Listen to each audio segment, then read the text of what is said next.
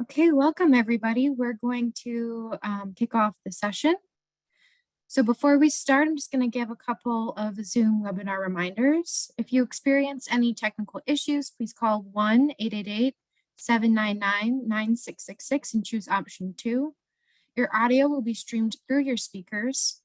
And if you have any questions throughout the presentation, please submit them in the Q&A box. It's found on the icon at the bottom in your toolbox.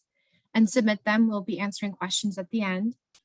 And this webinar recording, slides, and session summaries we posted to our website at thefdp.org. So now I'm going to pass it off to Michelle, the co-chair of the FDP.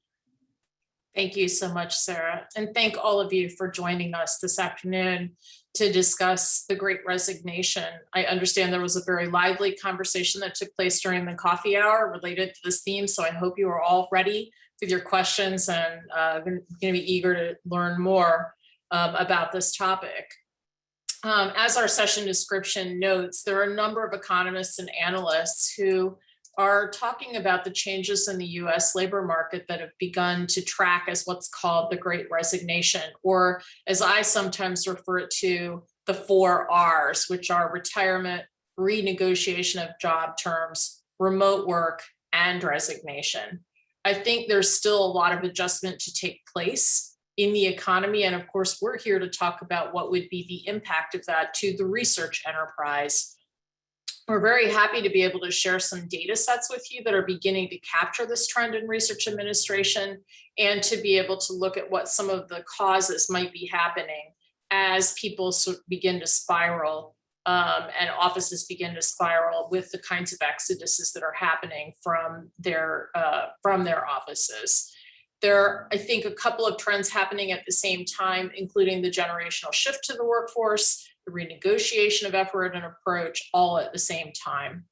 So today we get to hear from 4 people to get the conversation going. Our hope is to raise awareness about how the trend is impacting research continuity and implementation, and to work towards some solutions as we take into account the magnitude of the problem. Finally, as we are FDP, we're always thinking about what we can do to make it better, and I hope today will be no exception to that. So first, we want to hear from our presenters, and then we're going to open it up to a Q&A that will follow. We're pleased to have Lisa Nichols, the Senior Director in the Office of the Sponsored Programs at the University of Pennsylvania, Rosie Madnick, Vice President for Research Administration at the Lundquist Institute, Vivian Holmes, Director of Research Administration Services at MIT, and Susie Sedgwick, who is a Senior Consultant Specialist for Attain Partners and serving as the Interim Vice President for Center Business Operations at Seattle Children's Hospital and former chair of the FDP. We're really glad that you could all join us. So I want to turn the conversation to Lisa to begin by talking about considerations on retention and recruitment for senior research administrators. This is something she and co-authors put together for Ankura magazine. And I will let her get going with that, and then we'll move through the panel. I'll cue you up one at a time. Thanks. Thank you, Michelle. So in the March 2022 edition of Ankura magazine, Tanta Miles from the University of Alabama, Birmingham, Jill Martelli from Dartmouth, Marianne Achenbach from the Perelman School of Medicine at Penn, and I, along with FDP's own Dick Seligman, published an article examining the changing US workforce and workforce trends in research administration. Research administration has not been immune from the high turnover, rising salaries, calls for greater flexibility, and telework that followed full telework during the pandemic, and shortages of skilled applicants. Oops, next slide, sorry. Thank you. And so these trends have had a real impact on research and operations and those that support it, particularly where demand for and funding for research continue to increase. And so since the onset of the pandemic, many universities are experiencing challenges with retention and recruitment, understaffing, loss of institutional knowledge, delays and backlogs, increased costs for recruiting, retention, and consultants, and challenges in addressing functions outside of day-to-day needs. Next slide. And so what do we know about the needs and motivations of research administrators? A study by Welch and Brantmeyer, specific to research administrators, though likely broadly applicable, identified motivating factors for staff remaining with or leaving a current employer. Factors for remaining with employers included supervisor and upper management support, adequate compensation and benefits, good work-life balance, positive relationships with coworkers, and other factors such as location and commutes. Whereas motivating factors for leaving a current employer included a lack of support from supervisors and upper management, feeling undervalued, and opportunities for career growth and professional development, as well as flexible work schedules and good work-life balance. A caveat is that the underlying survey was conducted in February 2020, which was just at the onset of the pandemic in the US. And so it doesn't account for trends that were accelerated by or result from the pandemic. Next slide. Okay, thank you. And so post-pandemic considerations include remote work flexibilities. And so Rosie Madnick on the panel is going to be talking about NCURA's remote work survey, as well as, whether your university, your institution is back in person, whether they're allowing for hybrid work schedules or fully remote work, and what impact that has on hiring, retention, performance, and other factors. Adjusting expectations for hiring. So the hiring pools are smaller and the candidates are generally less qualified. So how are universities adjusting to this? What kind of internal and external training programs might have been developed in terms of bringing in or training the next generation of research administrators? And then finally, talent management. So what are institutions doing with respect to existing employees to meet those needs in terms of on-the-job training and mentoring and making opportunities available for their professional development and growth? And so these are some of the areas that we're going to talk about in this panel discussion today. And I'm going to turn it over now to Rosie Madnick. And so next slide. Thank you. Good afternoon. I'm going to be talking about the impact and future of the remote work study that was conducted by NCURA back in July of 2021. The survey was developed by a task force, and members of my task force, I would like to thank them. We have Erin Bailey from University of Buffalo, Laura Kingsley, University of Pittsburgh, Denise Rouleau, Tufts University, David Smeltzer, University of Tennessee. So questions that were asked included institutional information on remote and flexible work options prior to the pandemic and after the pandemic, recognizing that we're still in a pandemic or post-pandemic world right now. And also what resources were available, including asking about attitudes towards remote and flexible work. So the survey, the data collection took place via SurveyMonkey, and we had over 1,600 respondents. So what I'm going to do for the next few slides is just highlight some of the trends that we saw. Next slide, please. When we looked at position title or type, they were broken into 4 areas. Senior leadership was everything from assistant, associate dean, all the way up through provost, vice provost. Positions that fell under director were from assistant director all the way up to executive director, manager level. And when we think of research administration at the staff level, anywhere from an accountant, administrator, analyst, officer, specialist, coordinator. Next slide, please. When we looked at institutional types, respondents were asked to provide information about their institution. So as you can see, an overwhelming amount of the respondents were from public institutions, followed by private and nonprofit. Next slide, please. When we looked at specialty area, we were broken out into various areas of pre-award, typical pre-award covering activities such as finding funding opportunity announcements, developing budgets, submitting to funders, post-award covering any kind of financial post-award activities, the life cycle handling pre and post-award compliance. And there were other sliver areas such as training, clinical trials administration, and electronic research administration. So overwhelming amount of respondents fell into the life cycle, the pre and post award. Next slide, please. When we also asked respondents for their institutional setting, an overwhelming majority of them were from an urban environment, followed by suburbs and rural. Next slide.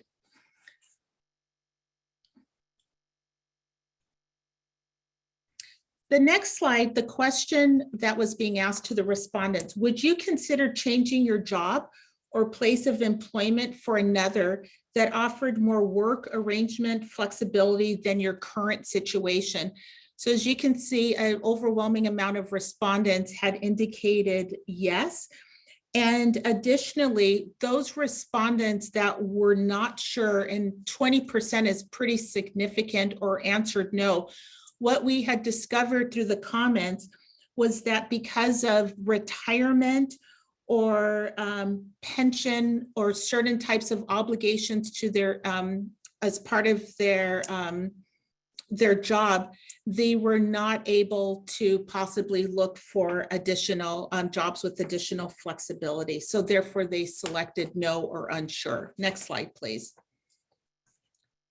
This next slide had asked the question, would you consider changing your job or place of employment for another one that offered more work arrangement flexibility than your current situation?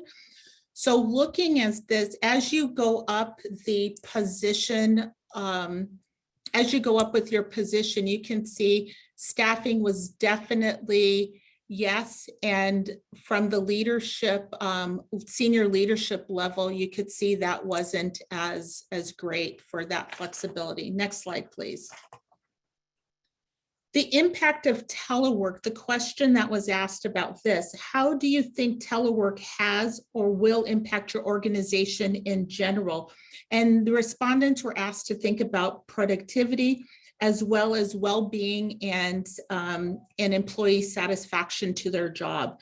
So overall, it was definitely a positive impact. And as you could see, when we looked at this cross-section of asking about the position type, we saw very little variation in that. Next slide. So the question that was asked about impact of telework on the position, how do you think telework has, again, impacted your organization in general? So again, there was little variation when you looked at it from a staff level to a senior leadership level. Next slide, please. So definitely, as you could see, the impact of the telework based on respondents by their potential area or functional area was pretty much consistent. So we didn't see a lot of variation in that from pre-award, post-award, or the life cycle. Next slide, please.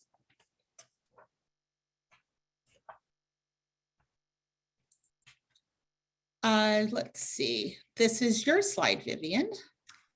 Hi. Well, let me start my video.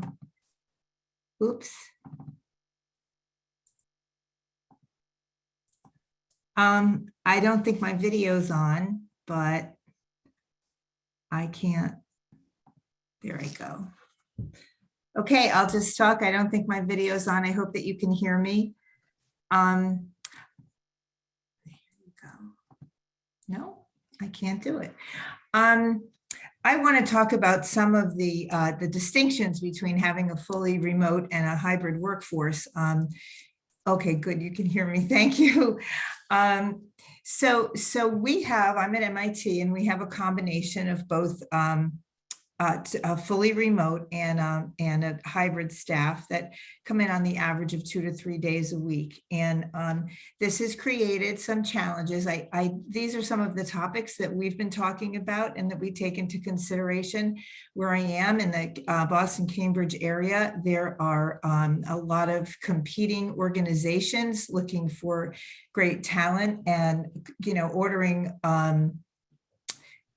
a certain amount of flexibility for all of our staff. And this has been a challenge as far as hiring. And while we thought in the first year of the pandemic that after a year things would go back to normal, the normal has become what happened in the second year, where most people have kind of gotten into a groove and started working remote and saw a lot of, obviously 82% from what Rosie's survey said, 82% felt positively about it.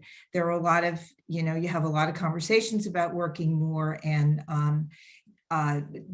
taking advantage of not commuting, but working probably 4 hours more a day. So we want to, maintain that flexibility. That's the positive side. And we also don't want to lose some advantages that we had prior to, working in the office. So for each segment, for the fully remote and for the hybrid, how do you manage, support, and evaluate your staff consistently when these are very two different ways of working? Some of those challenges have come up for me as a new director in meeting with and getting to know people on the team. It's also challenging to have training, and does the training for in-person staff differ from training for remote staff? Some of the inequities and concerns are what you can do to benefit and to offer your in-person staff is very different from remote staff. The needs are really changing, and we want to maintain that sense of community and have opportunities to be the same. I met with some of our staff and said, I think that when you are fully remote and you don't have that presence, you might have to find alternate ways and other opportunities to be face forward and to be in touch with people and to use more, clever, communication tools to get to know not just your team, but also your colleagues and people from out into the departments and things.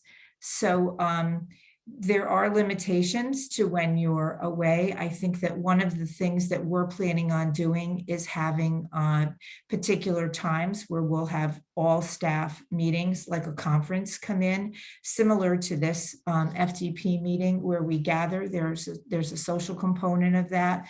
There's that opportunity for eye-to-eye contact, and also for training that's better. It is an advantage sometimes to be in person and have that opportunity just a couple of times a year for blocks of time.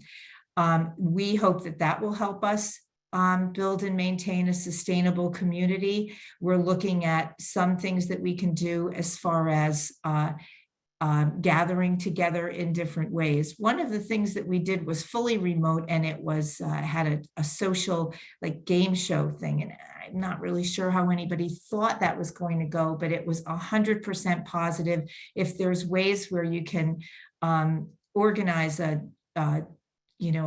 social event, like a game or like getting to know each other, kind of an icebreaker thing across all the groups.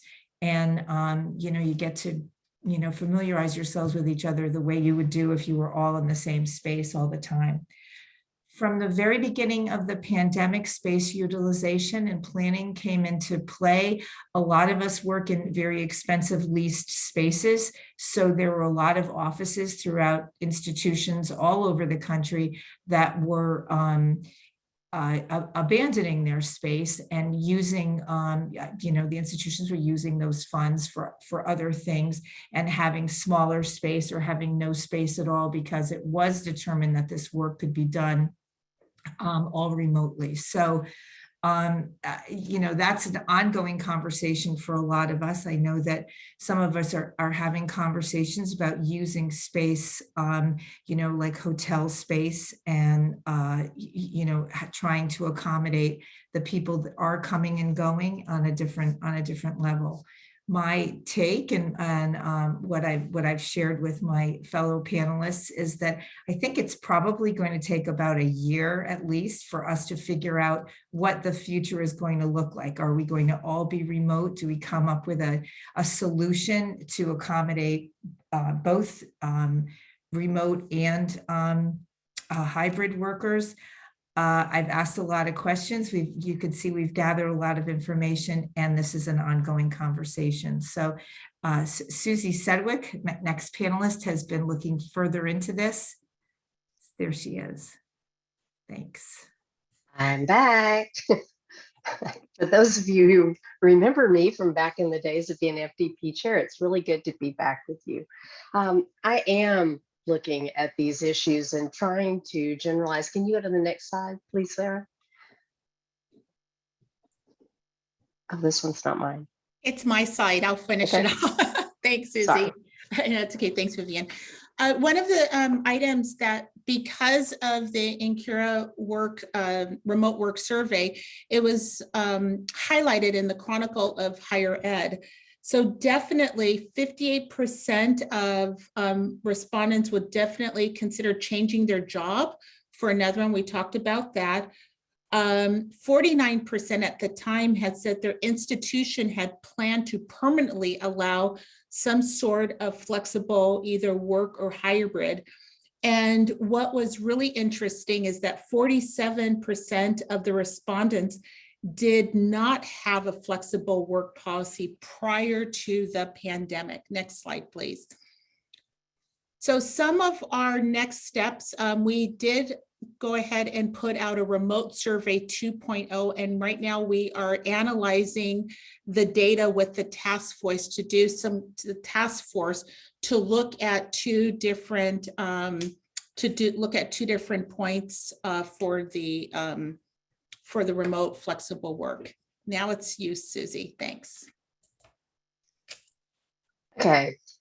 Really what I want to highlight very quickly, I found this very interesting article on 11 work trends that will shape work in 2022 and beyond. And this was in Harvard Business Review. And these 11 work trends fall under 4 basic themes: competition for talent, diversity, equity, and inclusion, wellness, and managing the future workforce. Next slide. So we're going to very quickly just kind of run through these. Fairness and equity, we're going to be defining issues for organizations, and we've already started talking a little bit about that. How are we going to deal with how we evaluate the performance of those who are face-to-face and we see them? I mean, it's human nature. Those people are going to, you know, have that face time with their supervisors. Next. Despite a strong push from the Biden administration, a significant number of employees did not adapt the vaccine mandate, instead relying on testing to keep their workplaces safe. And, you know, I'm kind of amazed at Seattle Children's, the amount of money and effort and thought that's going into trying to keep our workforce safe. Masks are provided. There are COVID tests when you walk in the door, and we do have a vaccine mandate, but we still offer this because, as I can tell you, you can still get a breakthrough case even if you're fully vaccinated and boosted. Next slide. To compete with the war on knowledge worker talent, some companies will shorten their week rather than increase pay. That's something that I think we're all going to have to start thinking about, is creative ways to deal with, you know, keeping our talent. Next one. Turnover is going to continue to increase as hybrid and remote work become so important for knowledge workers. And we're seeing that in the Incura data, because I know a lot of institutions it's outside of your realm of control as to whether or not your institution will allow remote work. Next slide. Next, managerial tasks will be automated away, creating space for managers to build more relationships with their employees. I can tell you this has been our focus at Seattle Children's, is how to make technology work for us even better. And you know, how can we expand the use of technology to help us fill these gaps? Number 6. The tools we use to work remotely will become the tools that help measure our performance. So this is incredibly important, and these are our metrics and how we're going to gauge our success. Number 7, hybrid workforce is more complex and will drive some employers to require a return to the office. We think that's easier, but for those institutions that don't have the option of offering remote work, I think they might have a different story for you. Number 8, wellness will become the newest metric that companies use to understand their employees. And number 9, chief purpose officer will be the next major C-level role. I know at Seattle Children's, we no longer call human resources HR. They are now people and culture. So I think we're going to look at things in a different way. Number 10, diversity, equity, and inclusion outcomes will worsen in the hybrid world without intervention. I did a series of presentations earlier this year with a panel, and they agreed with this, and we had a diverse panel, and they thought this was going to be the case. And then finally, my favorite, sitting is the new smoking. And, you know, we are really trying to figure out ways to institute no meeting days, or at least to try to minimize those, because it's not unusual for ourselves or our employees to spend the entire day sitting in front of a computer screen. And, you know, we can use huddles and those types of quick check-ins very effectively in an in-person environment. But keep in mind that when you use those in a remote or hybrid environment, it takes effort to sit down, to log in, and to be present. So it's not an informal type of interaction. Next slide. I just wanted to mention that the Chronicle is offering a free webinar, The Changing Campus Workplace, What Deans and Department Chairs Need to Know. And my experience with the Chronicle of Higher Education webinars is they're always very informative. So I just offer this for your information. Next slide. And finally, this is a conversation and a little bit of provocation that I have started this year, because we have been asked to do more with less for way too long.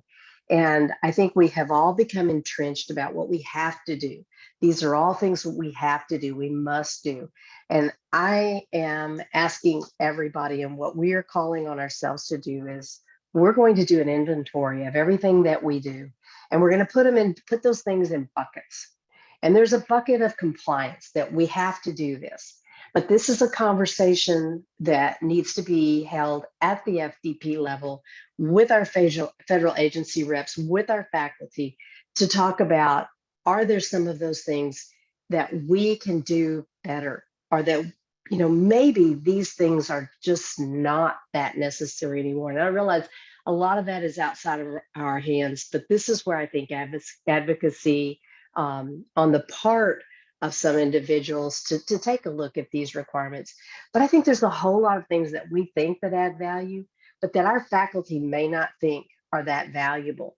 And so that's one of the things that we're going to concentrate on, is looking and seeing, can we do less with less people and less resources? So with that, I think we're going to open it up for questions. Yes, thank you so much. And we do have some questions in the Q&A, so I invite, oh, Vivian, we can see you. That's wonderful. You handled that smooth. It went fine. We could hear you, and the comments were really great. I'm just going to jump right in. This is a question that anyone on the panel can address, so don't be shy. Should managers be expecting people to work longer hours simply because they are not commuting? And this is in response to the comment that when when staff are commuting, that they work, when they are not commuting, sorry, they are working as many as 4 extra hours per day. Does anyone want to field that question? I'll field it, it's Rosie. I don't think anyone should have to be working any more hours than is absolutely necessary. And I think especially now being a lot of folks are going flexible or remote, I think as leaders of our respective areas, we have to be a lot more intentional of ensuring that folks are not working more than what they should be working, because at the end of the day, it's going to be a balance with their mental health. They still have to have their life that they have to do. And I think as leaders, we have to ensure that we're not overburdening folks, especially with working exorbitantly long hours. I think a lot of us felt that we were working more hours in the beginning of the pandemic. And one of the reasons was there was really nothing but work, so it was part of the transition. But I don't really think it would be good for either to burn out in the office or outside of the office. I think that that's on us to have some consistency for what the responsibilities are. I'd like to comment real quickly. I've heard the comment that we used to think of working remotely and working from home as getting to work where we live. And what COVID did and what we did to ourselves is we now live where we work, and you have to have boundaries. And, reining this in and teaching people that it's okay to have some boundaries in their day. I realize that I have employees that send emails later at night because they want the flexibility to deal with childcare issues and the different issues that they have. But that's a balance, and I stay on top. I'm not one that immediately goes, "Oh, look how hard she's working," because she or here sending emails at midnight. It's really incumbent upon managers to follow up with their employees and say, "Okay, what's going on? Why are you doing this?" I fully agree with all the panelists. Thank you. And just say too, in terms of the control that we have is when we send emails, but as you say, for some, they're employing that flexibility in terms of their life schedules. So it's. Thank you. There's a comment from Joan Sear at Northeastern University. She's in the central administration office there. And when their office has gone fully remote, she's pointing out that they're going to have a professional development day where they bring people from their remote workforce together to have fun activities, do team building, and provide networking opportunities. She's doing this because the central administration team is fully remote and they want to be able to have some of that face time. I wonder if the panelists would comment on just how intentional do you think our offices are going to have to be, especially as we move into a more permanent hybrid or even a fully remote environment, to create a culture in which our colleagues can thrive, as opposed to, I think, what some of us would observe as some isolation that can occur in the midst of this remote working trend that's going on. Anyone can jump in. Thank you. Those of us who attend, I'll just go first because I think we all agree on this. I think those of us who attend conferences regularly, and we only do so 3 times a year, we've maintained those relationships and a lot of that training and information over the past couple of years. But we do realize the value, personally and professionally with gathering. So we've been very deliberate in planning in person. I mentioned it, at least twice a year, 3 days a week, assigned times to all be present so that we can communicate with each other in that way. It seems to me that a lot of like with Zoom meetings, they're very topic specific. And there's really not a lot of space for conversation or for elaborating on things or for coming up with new ideas. So we really hope that that stimulates that. And I'm glad my neighbors at Northeastern are getting together in person as well. Unfortunately, in our situation, because we have a few employees that are outside of the state, so coming in for an in-person right now is not really, it's not really in the cards right now. So we have to be a lot more conscious of making sure that we reach out in other ways to our employees, and especially as those employees are also working with our faculty. So in many ways, there's a little bit of over communication that needs to happen in order for them to feel like they're engaged with being a part of the campus community. So our directors are definitely are engaging a lot more of their staff, a lot more than what they used to.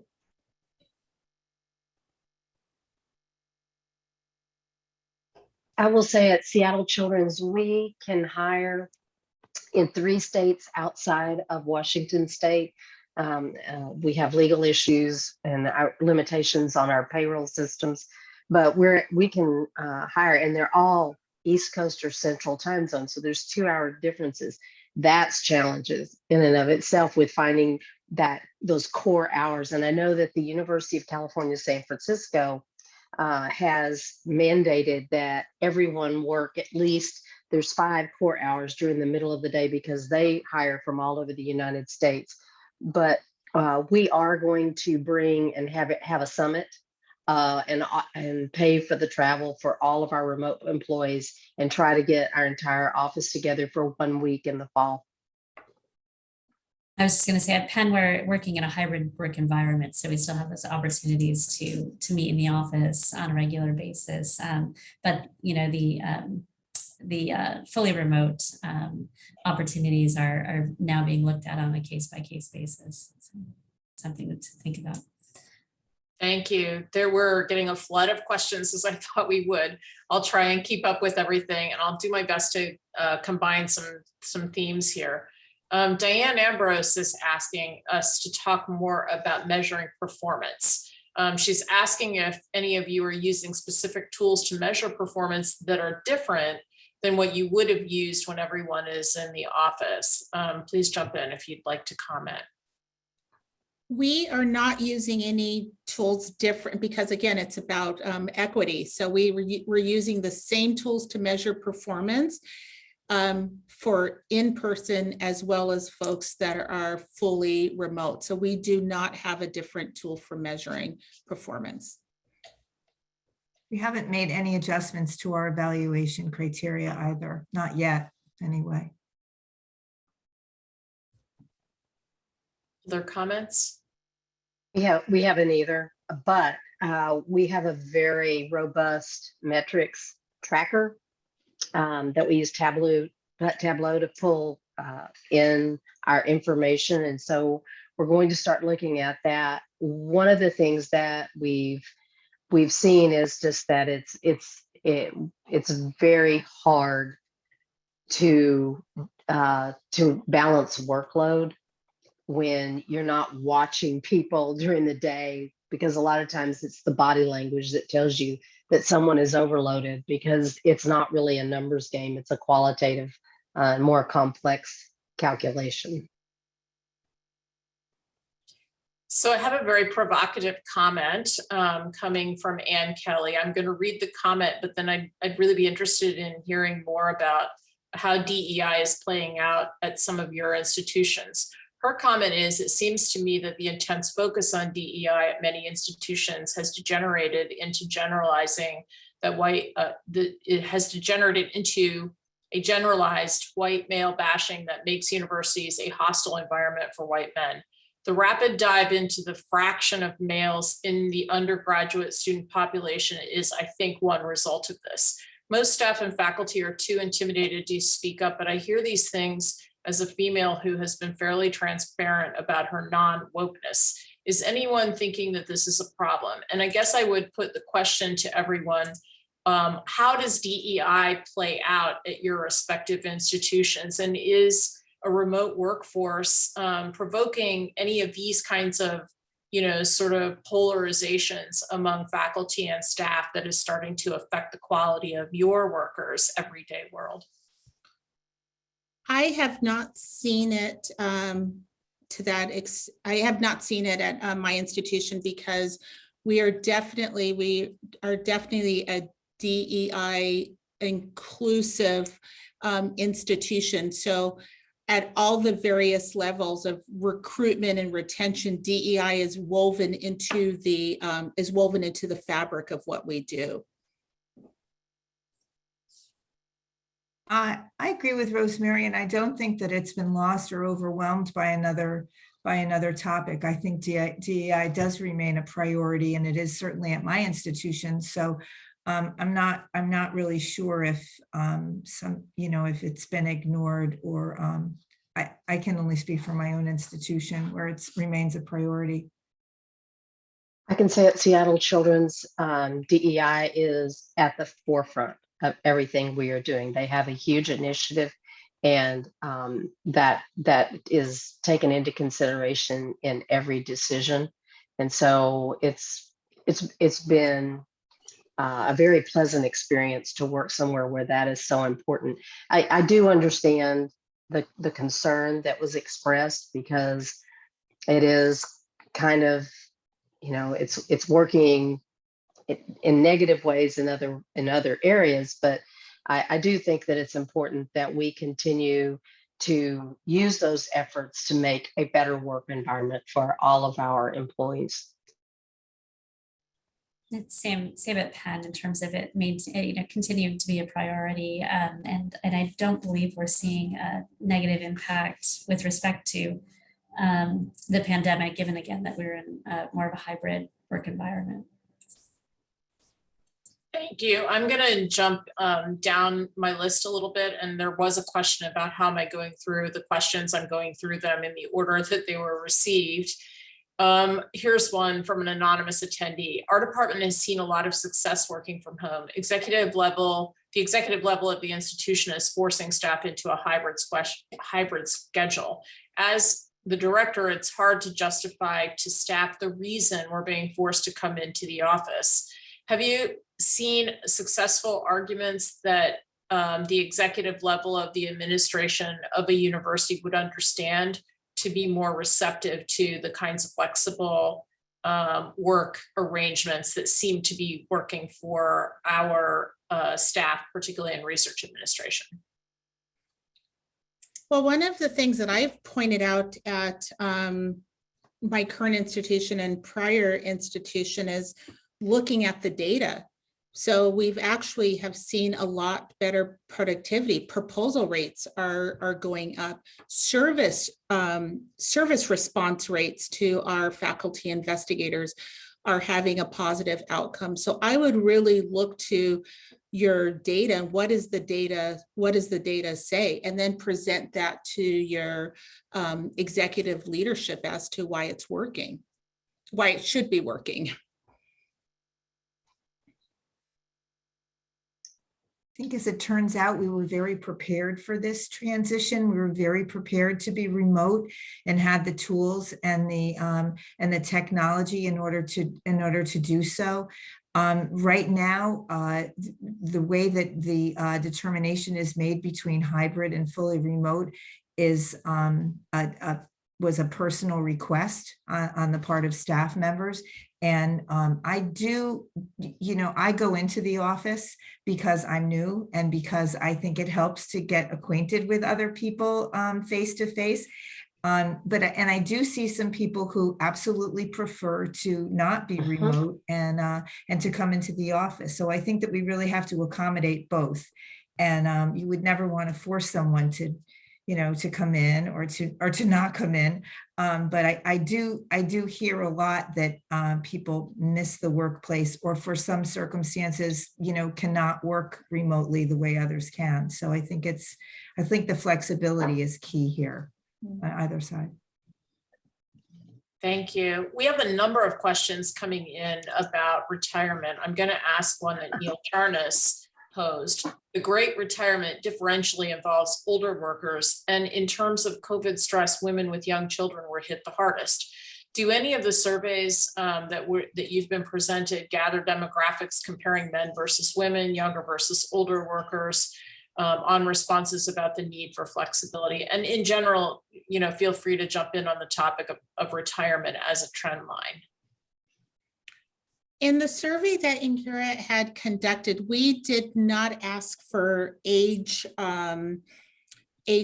demographics, but what did come out of that were a lot of the comments that had indicated that because of the flexibility, it really did help with caring for children as well as caring for aging parents.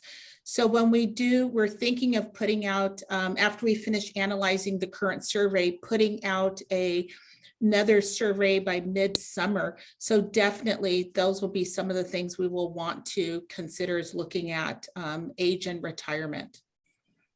I'll just mention too, in the Ankura article that we published in March, a note in there, I believe it was an article in The Economist, but it looked at, so there was a departure of a number of older Americans, but also younger Americans were trends that they found. And the assumption there is that was likely due to trying to balance family life during the pandemic, in particular for younger workers. So if you look at that article, I think you can take a look at the citation and that article in more depth. I've actually read one article that talked about that the bulk of the people that have resigned are 55 and over. And what has really hurt the workforce is that normally those people that leave the workforce that are say 55 to 65, they'll come back in some form and work part-time. And that has been what has really changed. It's those individuals 55 and over that left the workforce, they left.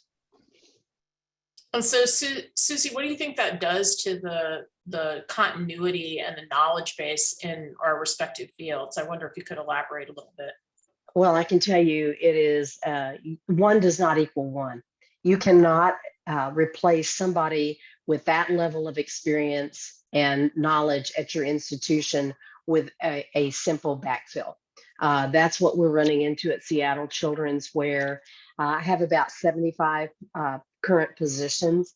And of those, there's, let's say, 40 that are frontline grant and contract administrators. Of those, 4 have been with the institution more than 3 years. Of my 5 directors, only 1 has been with the institution more than 1 year.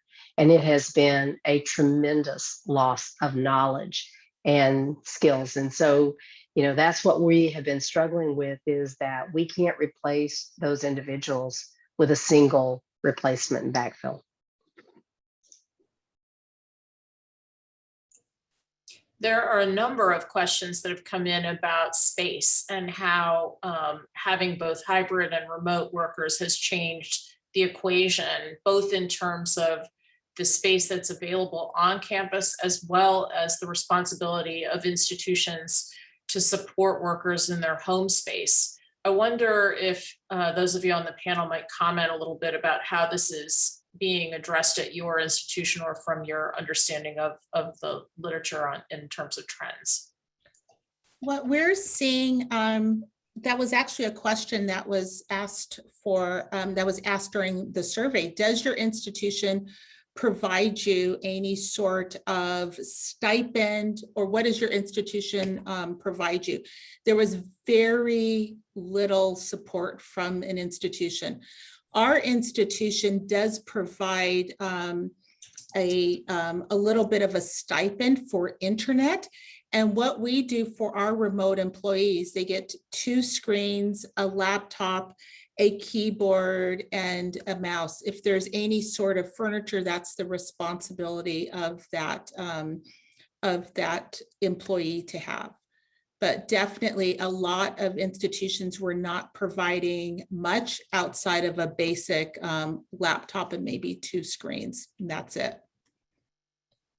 At Seattle Children's, we have provided an institutional allowance for people to initially set up their home office. And also they can charge office supplies.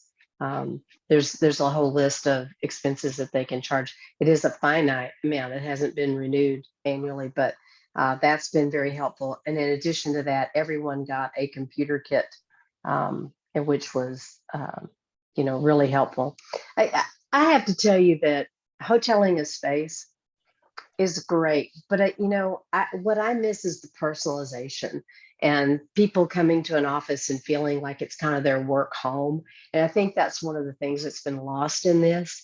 So to the extent that, we can think creatively about how to do that, I think we need to be thinking about that if particularly, if we're going to have a hybrid workplace. Hoteling is great. It's an efficient use of space, but I think that's one of the things that we've lost. We've also opted to have staff in at the same time so that they can engage with each other. And if hoteling kind of eliminates that possibility if you're using shared space. So we've opted not to do that, at least at this time. So kind of related to that question, Lisa Mosley asks whether we should consider evaluating staff differently depending on whether they're remote or whether they're in person. I think a lot of us are struggling with that issue. I'd just be curious what the panel thinks about that. I think you have to be really cautious and you need to work with your HR. A lot of that's going to depend on the risk aversion that your institution has. But I think you need to at least have things correlated in a way that it doesn't look like you're treating those that work remotely differently.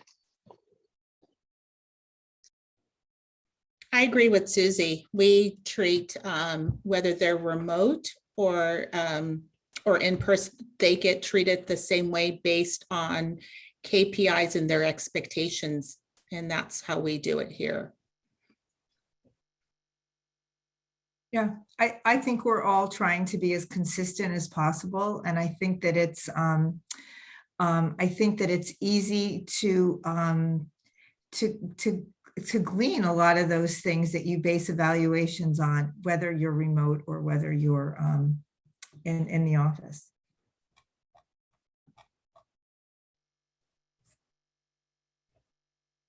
There's a couple of questions focused on the pipeline. I'm going to read both a comment from Jim Luther as well as from Rebecca Rosales.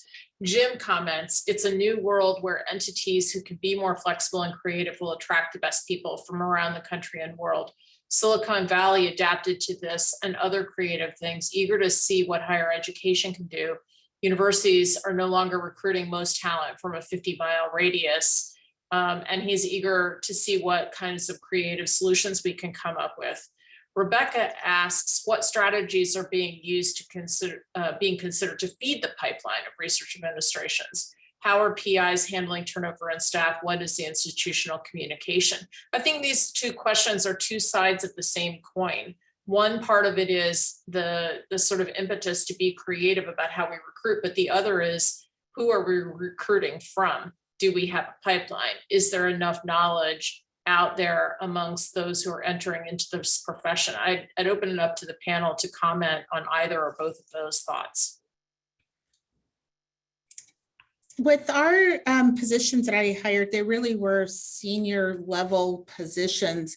So in order to hire really good, strong people to fit the roles, we had to look outside. And so that's why we had to bring these folks on. For two are out of state and one is within California. So I think definitely that was something that we've had to do to ensure that we get the best of the best at our institution. Because of course the cost of living in California is extremely high, and then trying to find good people close by, because we're also competing with the number of universities around us. So I think a lot's going to depend on the position, and fortunately or unfortunately, I haven't had to recruit a entry level position to work remotely. At Seattle Children's, we have recently created a career path. It's not unlike what I've done at other institutions, but we have created new positions where we can hire entry-level people with a college degree. We will grow our own. I don't know how many of you saw an ad early on in the pandemic at a university in New York City that advertised for out-of-work playwrights, wait staff, actors, that we will train you. And I think we're all going to have to get to that point. But what we have found is that we needed for people to feel like they were getting, that they had opportunities to grow and progress through the organization. So our goal is that, you know, we're going to start out people, we will teach them what they need to know to move into a GCA position. We built this around the Certified Research Administrator certification, so that, you know, we can help people accelerate, that accelerates the promotion. And we want to grow our own supervisors, managers, and directors.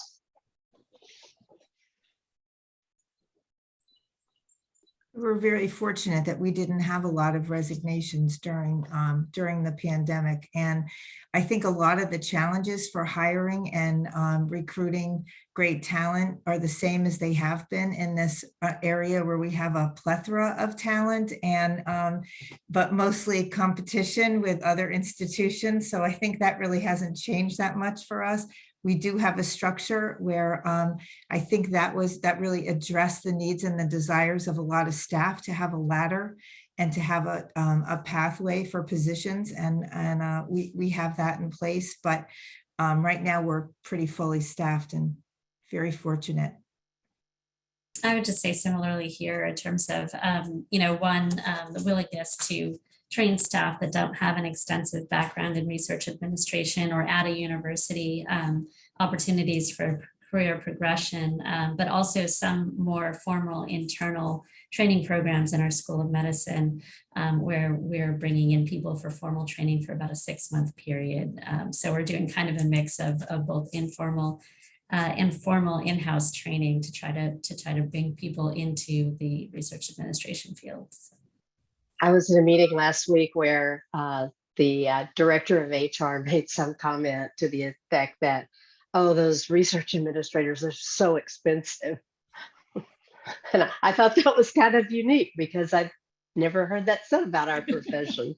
But they're so specialized. You know, usually when you have special skills, that compensation goes with that.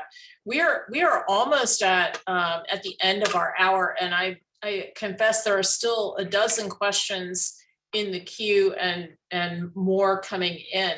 I want to be respectful to the panelists and also to let all of you who still have comments know that we understand that this topic has generated lots and lots of interest, and we hope to carry this conversation forward. In the last moments remaining, I'd really like to give the panelists an opportunity to close out with a recommendation or two that they think we should be considering as an organization of institutions where perhaps we can learn some lessons from each other and make a difference in the outlook on the challenges that we're facing at our individual institutions. So it's a very open-ended question, but I'm happy for you to go through and think about that and give a comment here as we close. Anyone want to jump in? I will jump in. I was just going to say, I mean, quite frankly, we're about 2.5 years into this, and I call this the great experiment. We don't know how it's going to shake out. So I think the key to everything is to continue with the conversations like we're having here at FDP, like we have it with our professional associations, and then to learn from each other what's working and not working. But we have to be incredibly flexible and adaptable, because this is a great experiment that we're going through right now with our labor force.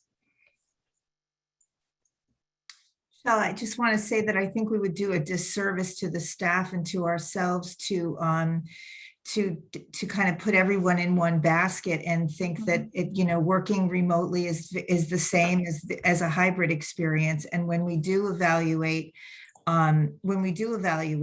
staff to have that conversation about what their work experience is like now, because it's changed drastically for really for everyone across the board. So I just think that just adds another element of what we need to discuss on an ongoing basis.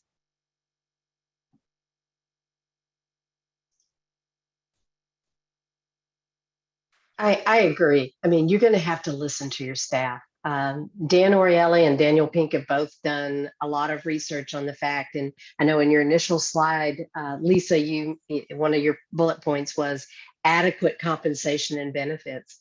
That at some point, it's not about money. It's about treating people as professionals, paying them an adequate salary, letting them, because some people need to come back into the office. Some people need that interaction, and trying to be as flexible as possible. That's the organizations that are going to flourish in this.